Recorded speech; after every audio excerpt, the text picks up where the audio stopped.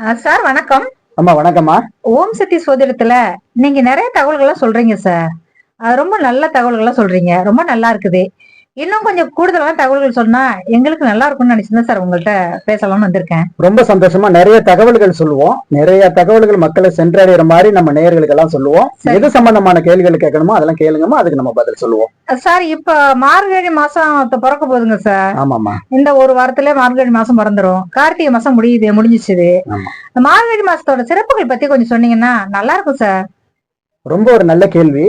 மாதங்களில் நான் மார்கழியாக இருக்கிறேன் அப்படின்னு சொல்லிட்டு கிருஷ்ண பரமாத்மா வந்து அர்ஜுனன் கிட்ட சொல்றாரு. சரிங்க சார். மாதங்களில் மார்கழி அப்படின்னு கேட்டீங்கன்னா, ஆமாங்க சார், இந்த உத்தராயணம் தட்சிணம் 12 தமிழ் மாசங்கள் 12 மாசங்கள்ல உத்தராயணம் தட்சிணாயணம்னு ஆறு மாசங்களா நம்ம பிரிச்சிருக்கோம். சரிங்க சார். உத்தராயணம் எப்படின்னு என்னன்னு கேட்டீங்கன்னா, தை மாசத்துல ஆரம்பிச்சு ஆடி மாசம் வரைக்கும் உத்தராயணம். சரிங்க சார். சூரியனுடைய தெற்கு நோக்கிய பயணம். அப்படிங்களா? அதே மாதிரி தட்சிணாயனம் அப்படின்னு என்னன்னு கேட்டீங்கன்னாக்கா, ஆவணி மாசத்துல இருந்து சரிங்க சார் கார்த்திகை மார்கழி மாசம் வரைக்கும் இந்த தட்சிணாயனம், அதாவது சூரியன் வடக்கு நோக்கிய பயணம்.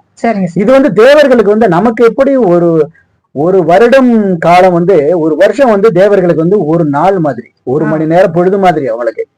அப்ப இப்ப வந்து இரவு பொழுது, பகல் பொழுது முடிஞ்சு இரவு பொழுதும் முடிஞ்சு மார்கழியில வந்து அதிகாலையில ஸ்டார்ட் ஆகுது இல்லையா, தை மாசம் ஆரம்பமாகறதுனாலதான் இந்த மார்கழி மாசத்துல விடியற்காலை, அதாவது பிரம்ம முகூர்த்தம் அப்படின்னு சொல்லக்கூடிய நேரத்தை நம்ம சிறப்பா சொல்றோம் மார்கழி மாசத்துல. சரிங்க சார்.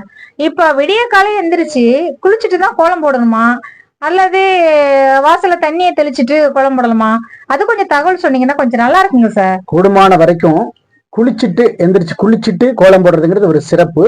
அது மக்களுடைய உடல் நலனை பொறுத்து முகம் கை கால் கழுவிக்கிட்டு கூட கோலம் போடலாம் சார். இந்த கோலத்தை பத்தி சொன்னீங்களா சார்?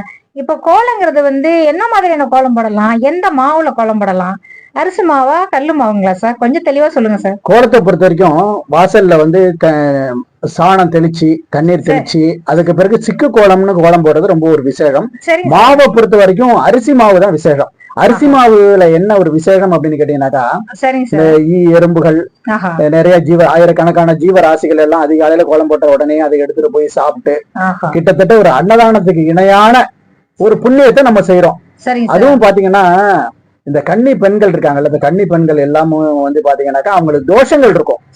திருமண தடைகள், மற்ற தோஷங்கள், நாகதோஷம், இது மாதிரி கலத்திர தோஷம், இது மாதிரி தோஷங்கள் இருந்தாலும் அந்த அன்னதானத்தின் மூலமா அவங்களுக்கு வந்து அந்த தோஷங்கள் வந்து நிவர்த்தி ஆகிறதா ஐதீகம். சரியா சொன்னீங்க சார்.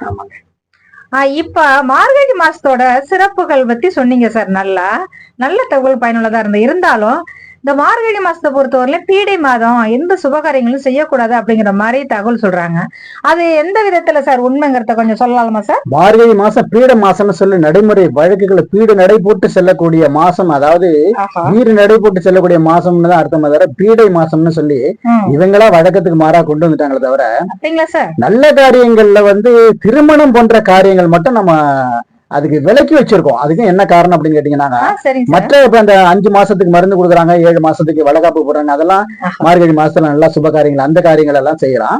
இது வந்து தெய்வீக சம்பந்தமான தெய்வத்துக்கு உகந்த மாசமா இருக்கிறதுனால திருமணத்தை தள்ளி வச்சிருக்கோம். ஏன்னு கேட்டீங்கன்னாக்கா, இது வந்து ஒரு மழைக்காலம் முடிஞ்சு ஒரு குளிர்காலம் ஆரம்பிக்கக்கூடிய மாசம், உயிர் சத்து குறைந்த மாசம் படிக்கிறதுனாலதான் திருமணத்தை நம்ம தள்ளி வச்சிருக்கோம். அதனாலதான் பாத்தீங்கன்னா தை பிறந்தால் வழி பிறக்கும்னு சொல்றாங்க. அதோட வழி என்ன? தை பிறந்தால் வழி பிறக்கும்னா தை மாசம் பிறந்த உடனே நிறைய பேருக்கு திருமணங்கள் கைகூடும், வியாபாரம் சிறக்கும், விவசாயம் சிறக்கும். அப்படிங்கிறது தை பிறந்தால் வழி பிறக்கும். அப்ப அந்த மார்கழி மாசத்தை வந்து அந்த மாதிரி திருமணம் போன்ற சுப காரியங்களை மட்டும் நம்ம தள்ளி வச்சிருக்கோம், அவ்வளவுதான்.